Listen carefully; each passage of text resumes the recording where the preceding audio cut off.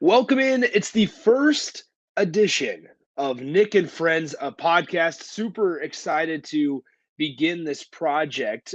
Thank you to, first of all, DP and Mark for giving me the time slot and the opportunity from 6 to 7 p.m. every Friday night to come your way with Nick and Friends. So if you have a better name for the podcast, let me know. But I guess you guys know how to get in touch with the show 402-464-5685, the Honda of Lincoln hotline, and the Starter Heyman text line. Both those open for you guys the entire way here. Once again, we'll be here from 6 p.m. to 7 p.m. every Friday night. Got a great show lined up for you. Obviously, the schedule was released for the 2024 and 2025 slates for Husker football. So we're going to dive into that because I really wanted to kind of see where is Matt Rule going to be at in 2025 when Nebraska has to go through, let's be honest, a gauntlet, right? And where was Scott Frost in his third year? And were things starting to get a little uneasy? Because obviously, we kind of have this idea as Husker fans that, all right, this might take a little bit longer than just a couple years than we thought maybe with Scott Frost and Mike Riley, right? So I wanted to look back and see where Bo Pelini, Mike Riley, Scott Frost were in their third year of their tenure at Nebraska. So we're going to kind of dive into that. Going to be joined by one of my good friends, Zach Carpenter of Inside Nebraska, the rival site for the Huskers. Obviously, Nebraska got the commitment of Mario Buford last night. And so Nebraska adds another defensive back, not only to their recruiting class, but also to their eventual roster, which is pretty loaded at defensive backs. And then we'll also talk scheduling with Zach a little bit and whatever other crazy stuff comes up that usually does when Zach and I hang out and we talk for a little bit. But want to start off by thanking the Carpe Diem team at Nebraska Realty. They're going to be sponsoring this project, this podcast, radio show, whatever you guys want to call it. And just a huge shout out to Evan Germansky and his team. So whether you're looking for a new place to call home or trying to sell your current home, why not make it as easy as possible? You need to use a realtor that works hard so that you don't have to. Give the Carpe Diem team of Nebraska Realty a call today at 402 429 8121. They don't just do residential, they don't just do commercial, they do it all. So make sure you give them a call today, 402 429 8121. Once again, the Carpe Diem team of Nebraska Realty. I know the real estate market's kind of crazy right now. So Evan and his team will make sure that it's as easy as possible for you guys to navigate throughout the entire process. So once again, we're calling it Nick and Friends to start out. I want this project, and I keep saying project. I want this to be, whether it's an athlete, whether you're a coach, whether you're a somebody in our community, want to talk about youth sports, want to talk about high school sports. This is the place to be. I want to be talking to folks like that every single Friday night from 6 to 7 p.m. It's going to be a lot of fun. Got a good group of guests lined up for weeks to come. Next week we're gonna dive deep into the youth sports topic for sure. But tonight, once again, I wanted to keep it Huskers because we are in the early parts of June. We're in this weird spot where we're excited for Husker football, but we don't really know a whole lot about what to expect in Husker football, if you will. And so I wanted to definitely kind of dive deeper on to or into Matt Rule and what we should expect. You know, as I mentioned, year three is going to be 2025. And as we know to this point, with USC and UCLA being the only two teams to join the Big Ten for the foreseeable future, we kind of have an outline of what conference schedules could look like. And so if you missed it yesterday, in 2024, now once again, this is 2023, this upcoming year, it's going to be normal Big Ten West divisions, Big Ten East divisions, and it's going to be relatively the same. But in 2024, Nebraska will have Indiana, Michigan State, Minnesota, and Wisconsin at home. Now, they will have to go on the road to play Iowa, Northwestern, Penn State, Purdue, and one of the new conference members, UCLA. And so when you think about giving Nebraska fans, obviously, an opportunity to travel, right? California is pretty attractive. I think there's a lot of people out there, and I know a couple of us at the station have already talked about it. we're really interested in going and taking a late October or a middle of the November slate trip to UCLA, right? Nebraska, they took it over. I believe it was in 2012 potentially when they took over UCLA, and it was Taylor Martinez kind of running the show. And that was a long time ago, and Nebraska ended up losing that game because they had a two-game series scheduled with UCLA for a while there. But when you look at next year in 2024 going to UCLA, I think it's important to note that if Nebraska's even mediocre, their fans are going to travel. Their fans are going to travel to that UCLA game. They're going to be really intrigued by not only having a what we have known for a while now to be a Pac-10 or a Pac-12 member in UCLA being a part of the Big Ten Conference, but also this isn't just a non-conference game. This could have, if Nebraska is in the spot where we hope them to be, and in some sort of a player, whether that's for a bowl game, whether that's for a New Year's Six bowl game, whether that's for a Big Ten championship berth, wherever that may be, that game could be really intriguing and cause a lot of Husker fans to say, you know what, honey, let's take an October trip out to Pasadena. Let's take an October or November trip out to the Rose Bowl. And so I think early on here, that's already one that maybe people have circled on their calendars or circled on that schedule because we don't know the official dates yet. Just because Nebraska fans are going to be able to travel well to that. And when you look at the rest of the slate, it's not necessarily a gauntlet in 2024. It's difficult, yes, but you're going to have the normal Big Ten West matchups with Purdue, Northwestern, Wisconsin, Minnesota, and Iowa. But then you get a crossover, well, what we have known to be a crossover against Indiana, Michigan State, and Penn State, and then that new team UCLA as well. But when you match that schedule in 2024 up with 2025 schedule, it kind of makes you raise your eyebrows a little bit and go, "Oh boy, you better hope Nebraska has this thing kind of churning and a well-oiled machine running to get things going by 2025." Now, they will have Illinois, Iowa, Michigan, and Rutgers, as well as UCLA at home in 2025. Those are the home games. On the road, it gets a little more interesting. You have to travel to Maryland, you have to travel to Minnesota, and the two biggest ones, perhaps, on this entire road schedule, Ohio State and USC. So, in the first 2 years of Nebraska, or I should say UCLA and USC joining the Big Ten Conference, Nebraska is going to have to play both of those teams in those first 2 years. UCLA in both 2024 and 2025, and USC in 2025 alone. And I kind of said this yesterday when I was talking with Bach, is that UCLA and USC give Nebraska an opportunity to put themselves kind of back in this national conversation if they can keep things close and potentially even win a couple games, right? Like we think about what Nebraska needs right now. And as I mentioned, you hope that in 2024 and 2025, things are kind of a well-oiled machine and off the ground and running for Matt Rule and company. And if they are, let's say, knock on wood here, but let's say Nebraska gets to a bowl game not only in 2023 but also in 2024. You look at that 2025 slate as a ginormous opportunity. You have to.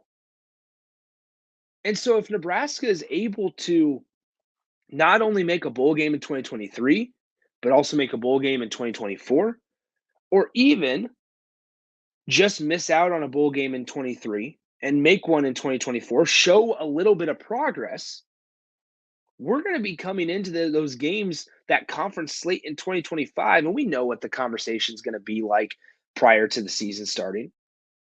But you got to worry about Ohio State and USC in November. Man, those are going to be tough games. Yeah, they are. But if this thing is cooking and Nebraska's got an identity, Nebraska wants to figure out where they're at in terms of national progress and national respect, that's what you could ask for in 2025. An opportunity to have Michigan at home, right? And have the ability to go on the road against Ohio State and USC. Because we don't expect those two teams to drop off, those three teams, if you will. And I guess when you look at what could potentially come out of those games, and I get it, we want to worry about 2023. We have to worry about 2023, have to worry about making a bowl game first. Nick, you're getting ahead of yourself. I understand. I get that. I understand that narrative. And I've also been kind of a part of that narrative as well, right? Control the things that you can control right now. But it is early June, and the hypotheticals of what does the third season of Matt Rule look like are kind of taking over my brain, right? Especially now with schedule talk and we get the conference slate, at least of who Nebraska is going to be playing for the foreseeable future in 2024 and 2025. You could argue that the Big Ten conference schedule for Nebraska in 2023 is not too difficult, right? You get Michigan at home. You don't have to go to the big house. You don't have to go to Columbus, Ohio. You don't have to go to Happy Valley. You don't even have to play Penn State. And so when you look at the opportunity ahead for Nebraska, I think a lot of Husker fans, myself included in this, sit here and go, just once, let's hope Matt Rule and company take it. Take it. Take it by the horns and let's roll. Let's run.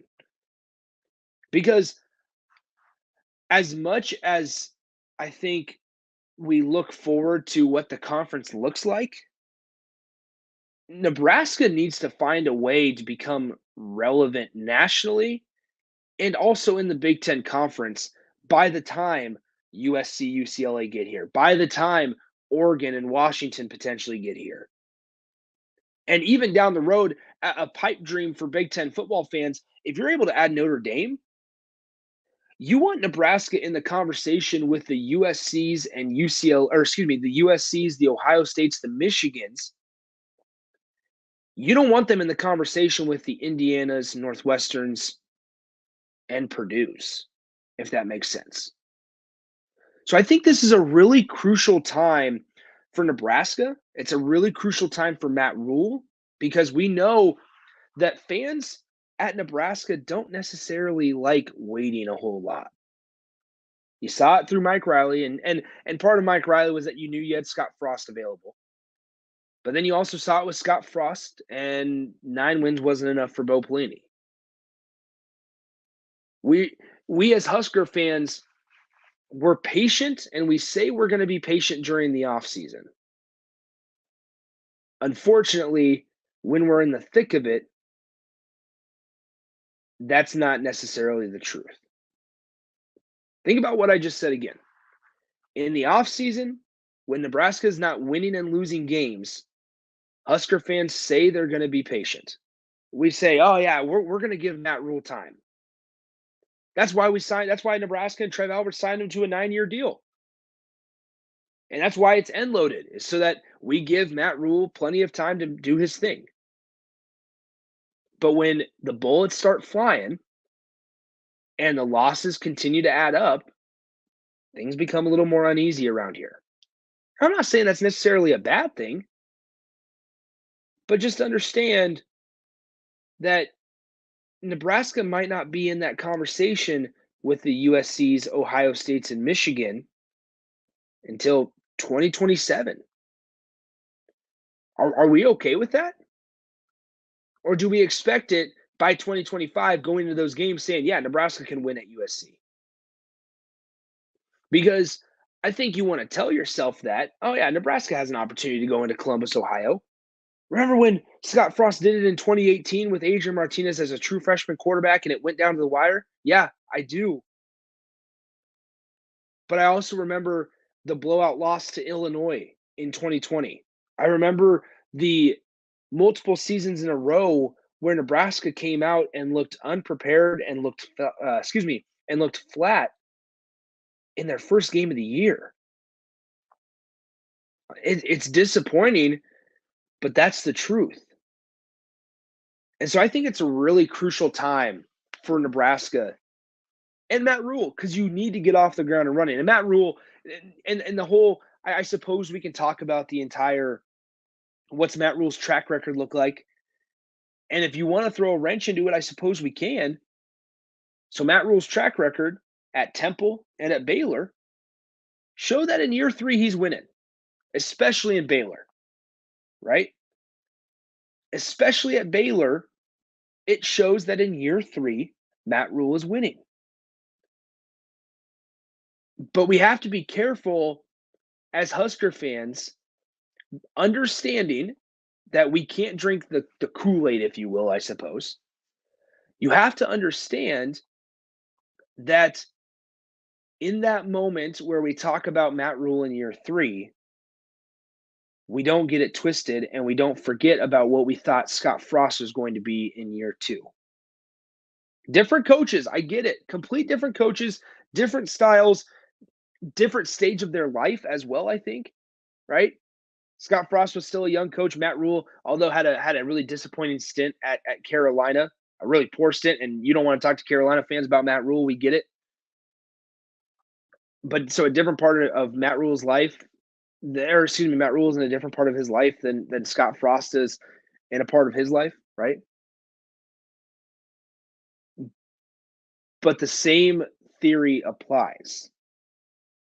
Number one, you can't move the goalposts. You can't continue to move the goalposts, and you have to be consistent. And those kind of work together. It's that you can't say that at the start of year 1, if you will. We can't say right now on June 9th, yeah, we're going to give Matt Rule 6 years, even though his contract's 9. I understand. And then at the end of year 2, when Nebraska has a combined, I don't know, 8 and 12 record at some point in the season, can't say, this isn't what we signed up for. This isn't what we're paying Matt Rule all this money for. Right? If you want to let it work its course, that's fine. But be on the same page as you were at the beginning of year 1, that you are in the middle of year 2, and after year 4. That's all I'm saying.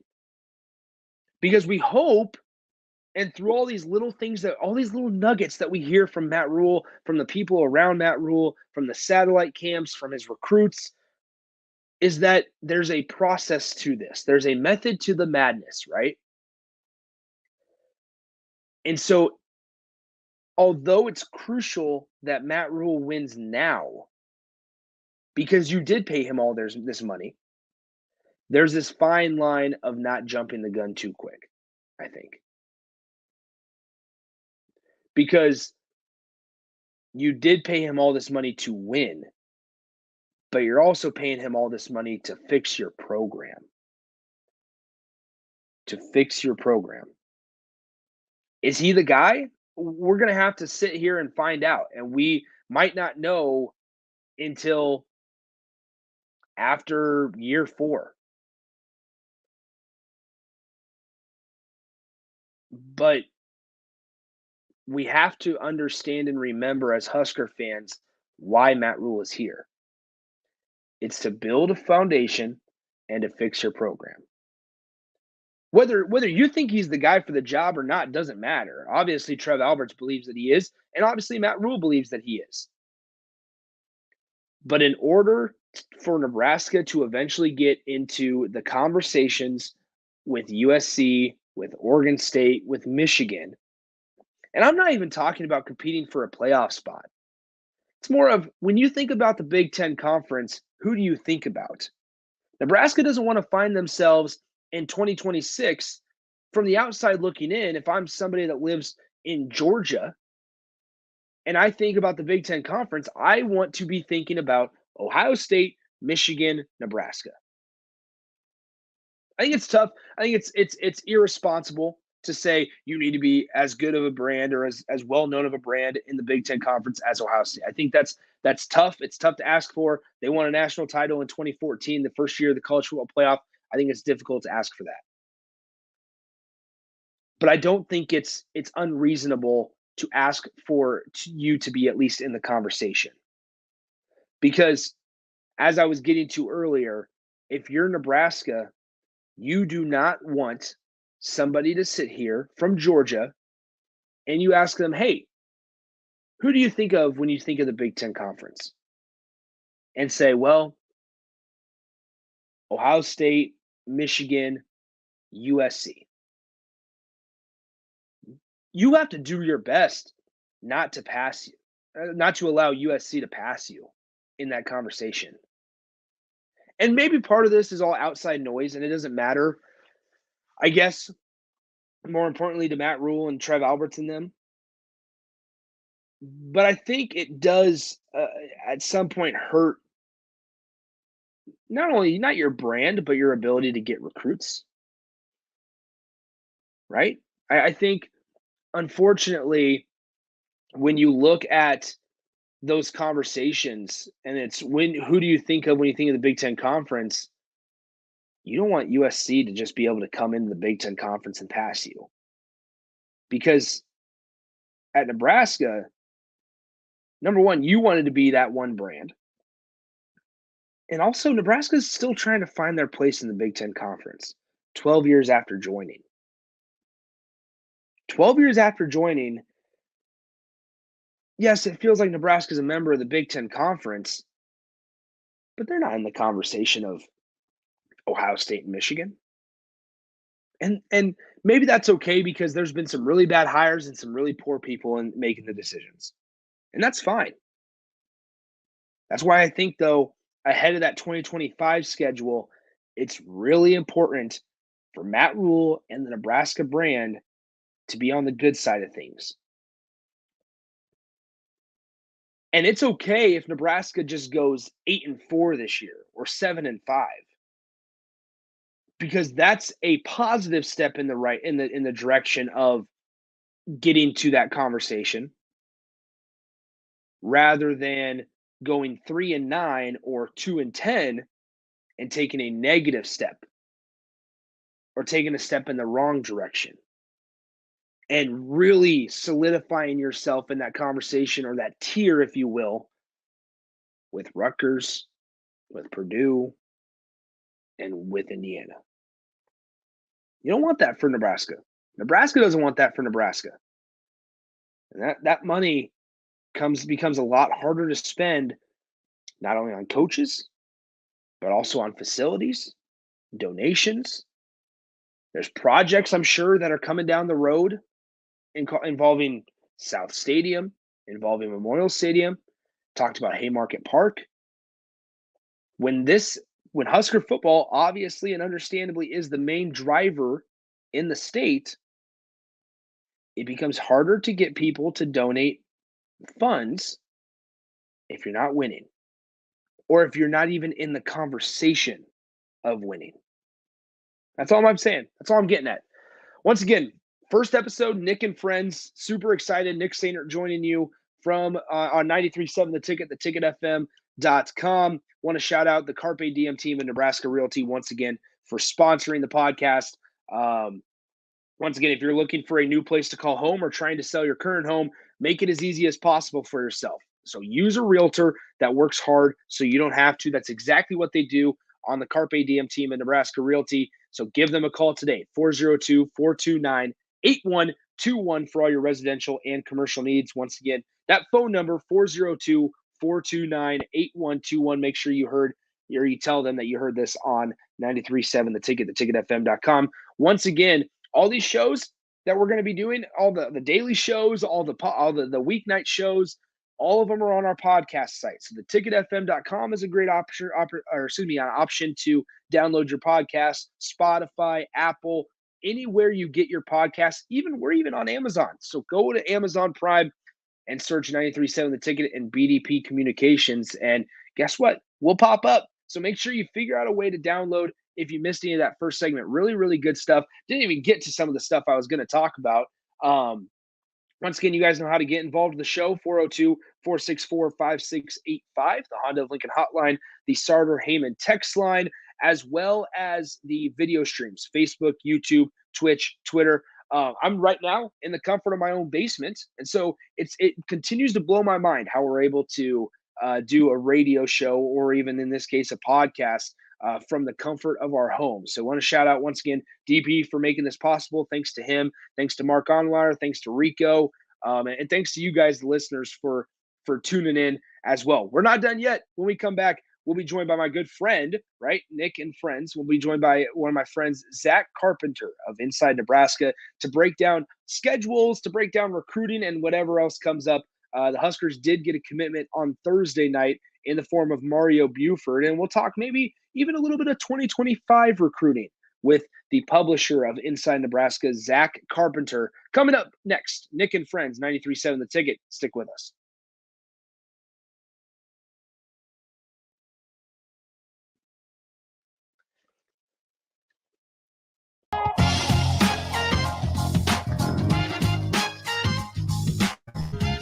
We're back here on the happy hour, 93.7 The Ticket, theticketfm.com, 402-464-5685, the Honda of Lincoln hotline, and the Sartor Heyman text line, both those open for you guys the entire show. But I do want to mention, born and raised right here in Nebraska, Aloe Fiber understands the importance of exceptional service with a local heart.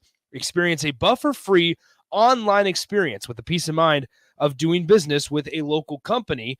And with that, we go to the Aloe VIP hotline, and we bring in a guy we haven't talked to in quite some time, and that gentleman is Zach Carpenter of Inside Nebraska, the rival site for the Huskers. Zach, welcome back onto the show. How's life been? Good God, I missed you guys. I missed hearing your voice, Nick. Rico, I haven't heard you. You haven't talked yet right now, but I assume that I missed your voice.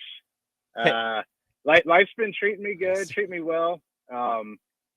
Actually, we're celebrating 1 year, a couple 1 year anniversaries, actually. Today, 1 year anniversary with my girlfriend and I, and last Thursday, June 1st, was the 1 year anniversary of coming on to the Nebraska Beat as the Inside Nebraska publisher. So, big marks over here. Wow. Well, congratulations on the year. Congratulations, Zach. I missed your voice too. Never mind. I was wrong. I didn't miss your voice. I knew it. I missed Nick. There it is. Look at that. How about that? I really thought I was going to, but never mind. Dang it. You know what? I'm going to take my tweet down. Not great friend. I was going to say, like, a subpar friend. Yeah, is just good sometimes. Just acquaintance. Well, Exactly. Zach, I mean, it's brave enough that you're even following him on Twitter. What, you hopping off with some things, Rico? I still remember when you announced your new gig and you put ASS. I'm like, all right, what's happening here?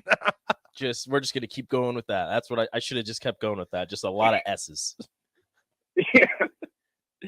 No, it's fine. I'm not popping off with anything. I'm just doing my regular tweeting, tweeting about the Nebraska track team doing big things down in Austin. But no, I don't think I've been doing anything crazy.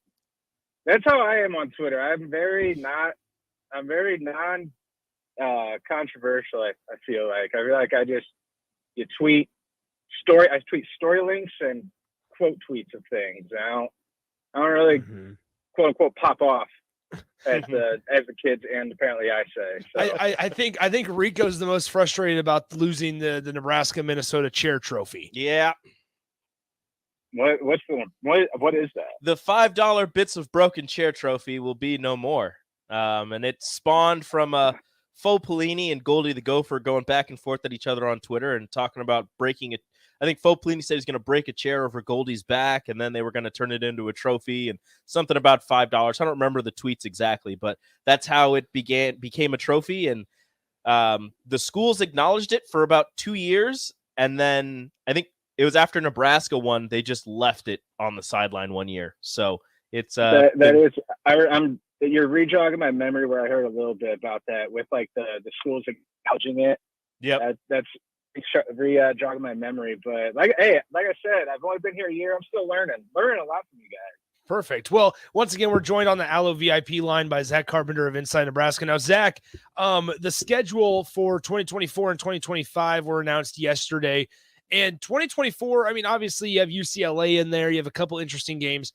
But 2025 is the gauntlet. And when you think about where Nebraska is going to be at in year 20 or in 2025, you're in year 3 of Matt Rule. You have, yes, the track record of Matt Rule, where in year 3, that's usually when he really starts winning.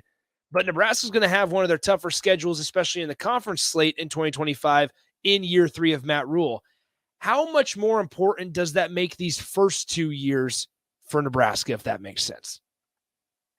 Well, to be honest, I hear what you're saying, and that's a good point.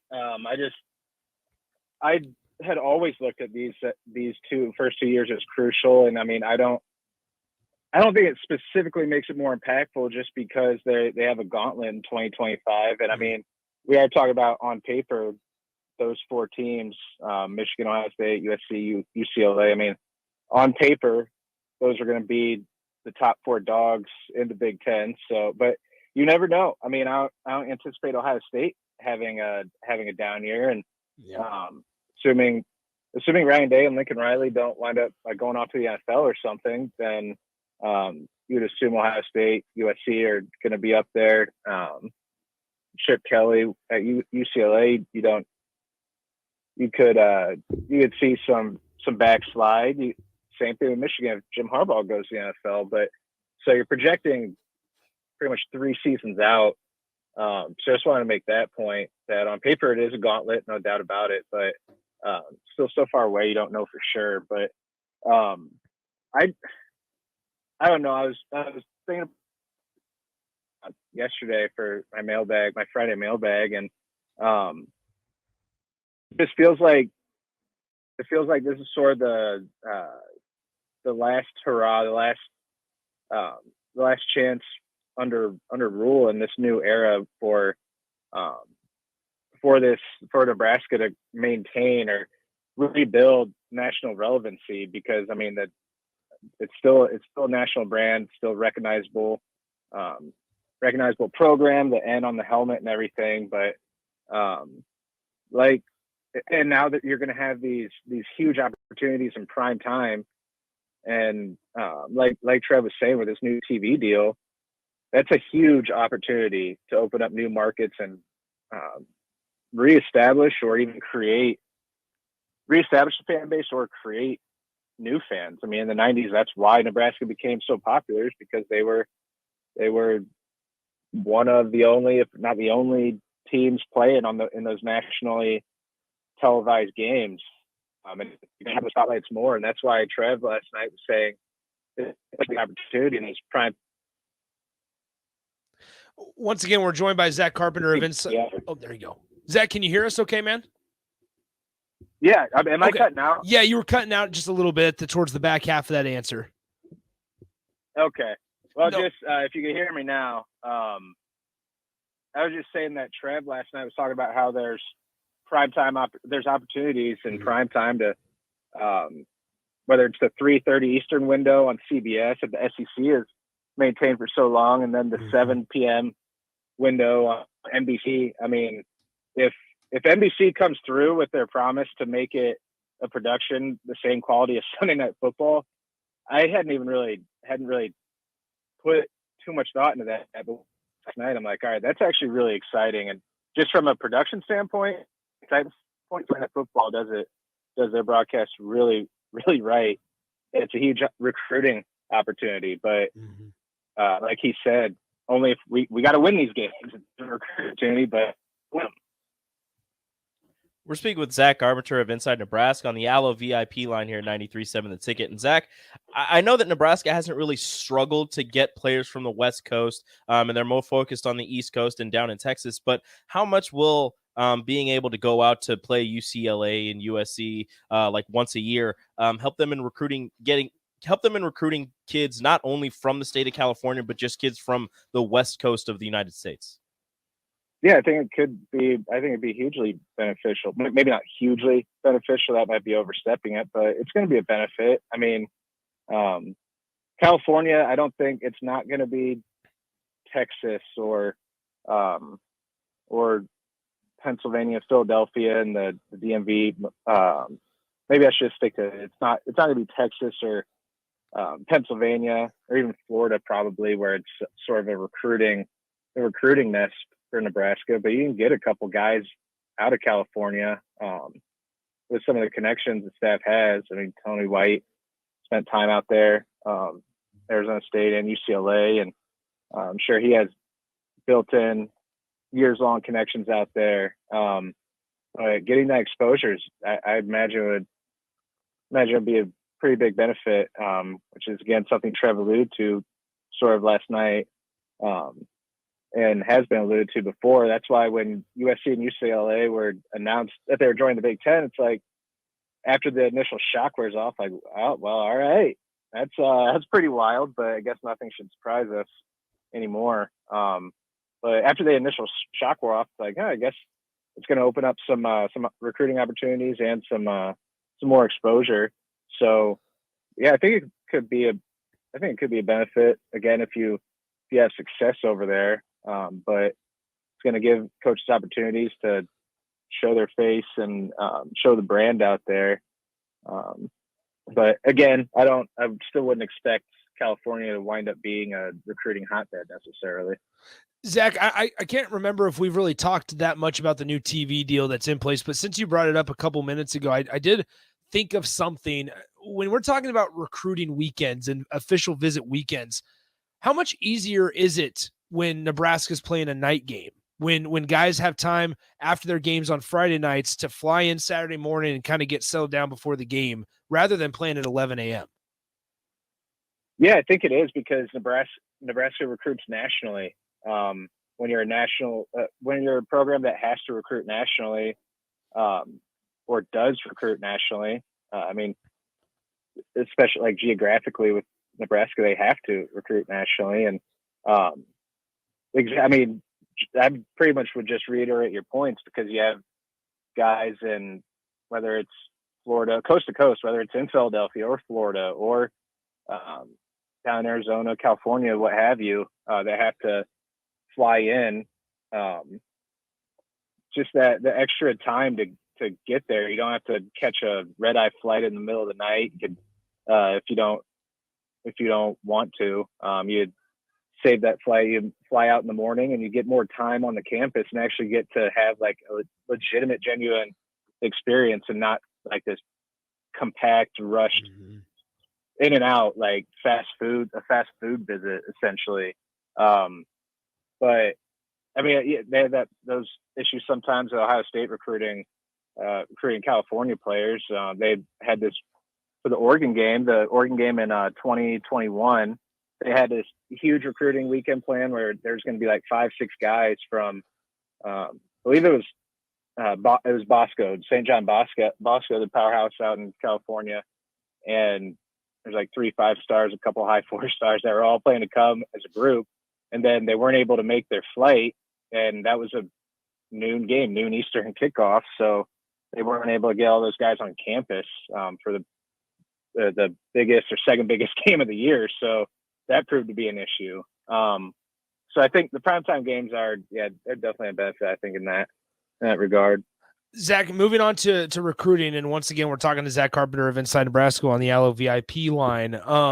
Zach, you guys reported over there at Inside Nebraska earlier this week that Nebraska and Matt Rhule kind of mutually parted ways recruiting Davon Hall from Bellevue West. Can you just tell us a little bit more about this? What does it mean?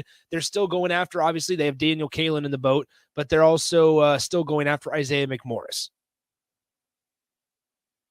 Yeah, I mean, I'm just going to pretty much reiterate what Greg Smith, our senior analyst, reported and what he told us. And we were talking about it briefly. Just sounds like Davon was just sort of, how do I say this? Like, the term is slow playing, but was taking his time, and Rhule has made it clear that he wants guys who no doubt want to be a Husker, no doubt want to play for Nebraska and be part of that program. And I guess it was taking too long. And there wasn't, I don't want to speculate further, so I don't want to go too far down that road, but I'll leave it at that. And 2024 receiver recruiting, I mean, they just took 6 receivers in the 2023 class, which is a massive number.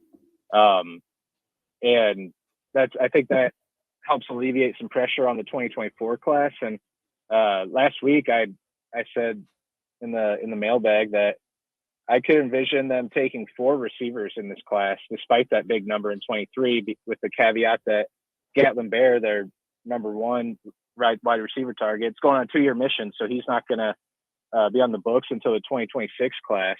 Yeah. So you could afford to take 4 this cycle, even though it would technically be 3, but Davon was part of that equation. So now I think you're looking at Isaiah McMorris and Ja'Cory Barney Jr., who just took an official visit last weekend as the other 2 top targets along with there. But there's a couple others they've offered. They offered a receiver recently in the 2024 cycle. So I think you're looking at a smaller receivers class, I think. As far as if they get Bear, then he'd still down that 26 range. But yeah, they did themselves a lot of favors by bringing in such a big 23 group at receiver, and of guys like Malachi Coleman, Jaden Doss, and some developmental speed guys who could be dangerous down the road. Zach, what last one before we let you go? What are the plans for the 1-year anniversary tonight? Sorry, you cut out. What are the plans for the 1-year anniversary tonight? Well, I'm sitting in her parking lot on the other side of her building because she doesn't know that I snuck out, and I had to go run some errands to get a couple things and had to be all suspicious. She's like, "You want me to?" No, I don't actually. Yeah. I had to go sneak out and buy some flowers because one of the other flowers wasn't coming through. But so gotta go. Gonna go give her those here in like 5 minutes, and then we're gonna we went to I'm in Columbus, Ohio right now. I'm helping her move out. She's moving to Lincoln next weekend, so big move for her, big move for us. So that's another celebratory thing. Sort of last weekend, really, in Columbus. But our first date was at a taco joint called Local Cantina here, which is, in my opinion, the best taco place in Columbus. And there's a few of them. And it's kind of funny. I feel like us three always wind up talking about tacos 100%. every other time I come on. So I feel like that makes sense. But yeah, that's sort of the plan. I see some live music. And the finals are on, so that might be her anniversary gift to me. Let me watch that on our anniversary. But she likes sports. She likes basketball. She likes football. So perfect. It's not like pulling thing. Good stuff. Hey man. Hey Zach, it was good to hear your voice. Sorry that we bother you while you're in Columbus, Ohio. I was not aware of that when I shot you a text yesterday. No, that's why it's funny. I mean, you said 1:30. I'm like, every time I've been lining up like Zoom meetings, I had yearly meetings with staff and stuff. I'm like, all right, have to time so I don't get confused. I have to write them down Eastern time. So that's what it's been. But I'll be back in a week, and then we're back in the hometown. Sweet, good stuff, man. Honestly, I'm not sorry since we're not friends and everything. I thought it was April 1st, man. My bad. I was okay. Happy belated April Fool's Day, Rico. See, thank you so much. Okay, no, it makes sense now. No, we're good. I thought we knew that. We got half coming up on June 25th, so expect some. Will do. There you go. Zach, you're cutting out pretty bad, so I'll keep it quick. I mean, if you can somehow lure Brian Hartline down here as well, I think Nebraska fans would be pretty happy. I'd be pretty happy too. You know how fun it would be to cover that. Tell me about it. 5 stars left and right coming in for visits. So tell me about it. All right, Zach, we'll let you go, man. Have a safe travel back. Enjoy the rest of your Friday with her, and we'll talk to you soon. All right, appreciate you guys. Talk to you soon. That is Zach Carpenter. Apologize for the spotty connection. That makes much more sense. He's joining us from Columbus, Ohio, and you know what they say about Columbus. Exactly. Just They say that they You have know what spotty. they? No, spotty- no, don't even say anything. You know what they say. You know what they say You know about what they Columbus, say about Ohio. Columbus. Just ooh. You don't want to go to. Don't want to go to Columbus. You know, you hear that, recruits? You know what they say. Yeah, we know how much they love their phones. Yeah, man. You don't want to go to Columbus, Ohio. Go to Columbus, Ohio, and Yeah. whatever they say about Columbus. Yeah, all that stuff. So once again, thanks again to Zach. It's good to talk to him for a little bit on the Allo VIP line. Let's go ahead and take our final timeout. We'll wrap up the week coming up next. Download our app by searching 90.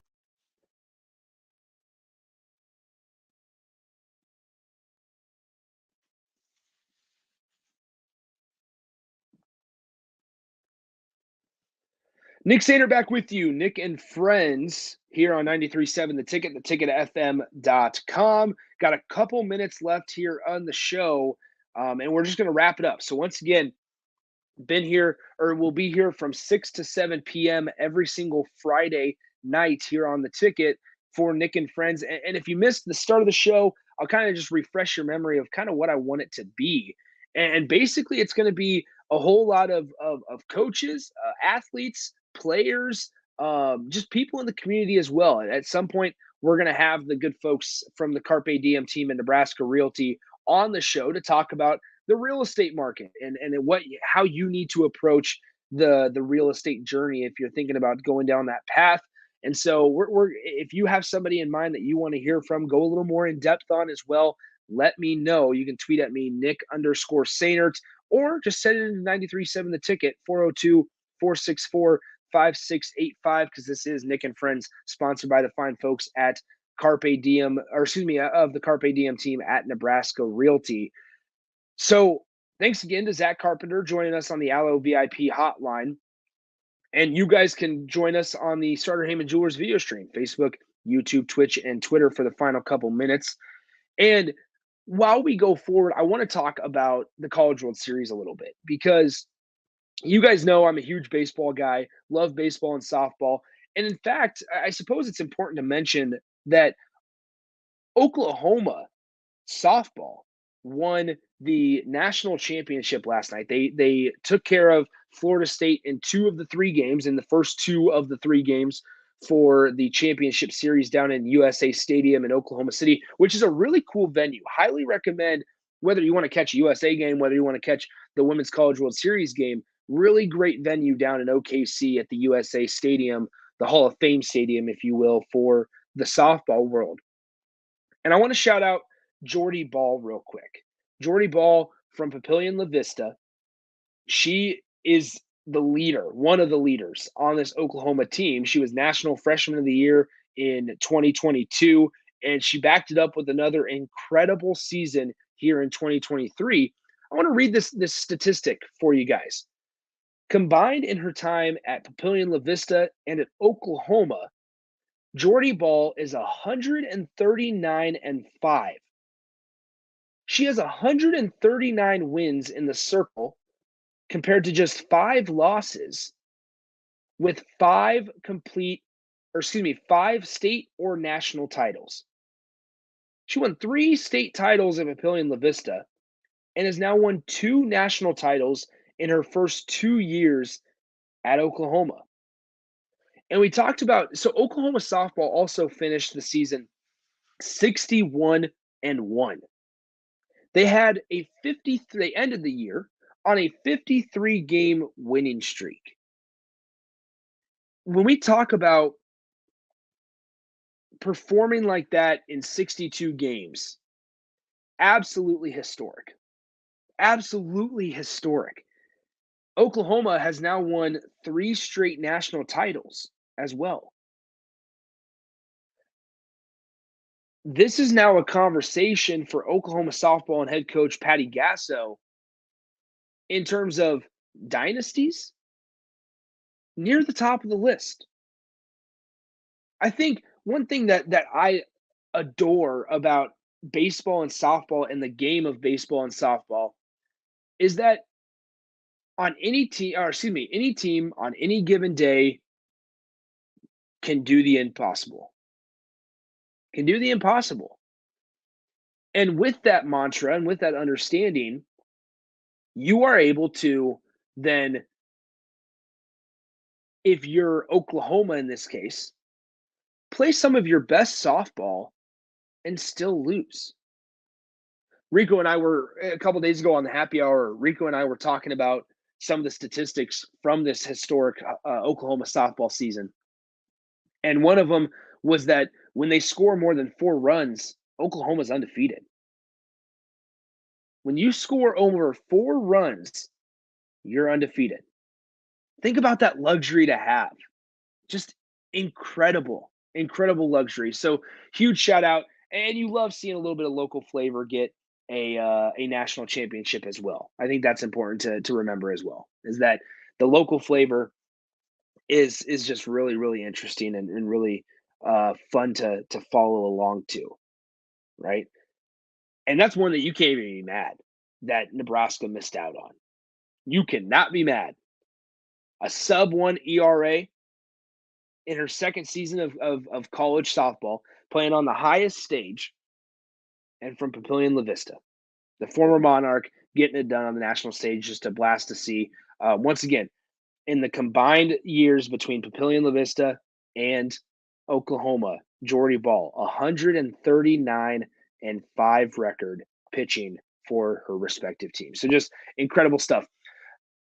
Once again, want to thank you guys for joining me this entire journey. I'm excited to start. Going to be coming your way from 6 to 7 p.m. every Friday night right here on 93.7 The Ticket. Thank you so much for joining me on the first edition of Nick and Friends, sponsored by the Carpe Diem team at Nebraska Realty. Thanks again to DP, Mark, Rico, all the folks involved for hanging out and making this a possibility. And thanks to the fine folks once again at the Carpe Diem team of Nebraska Realty. Thanks to you guys, listeners, for tuning in. Next week, got a really good show lined up. We're excited, and we'll see what else happens in the sports world, and we'll update you along the way. Make sure you tune in tomorrow morning, 9 a.m. I'll be live with Bud of LIBA, the president and operating officer of the LIBA, the Lincoln Independence Bureau Association, Lincoln Independent Business Association, LIBA Hour, coming your way from 9 a.m. to 10 a.m.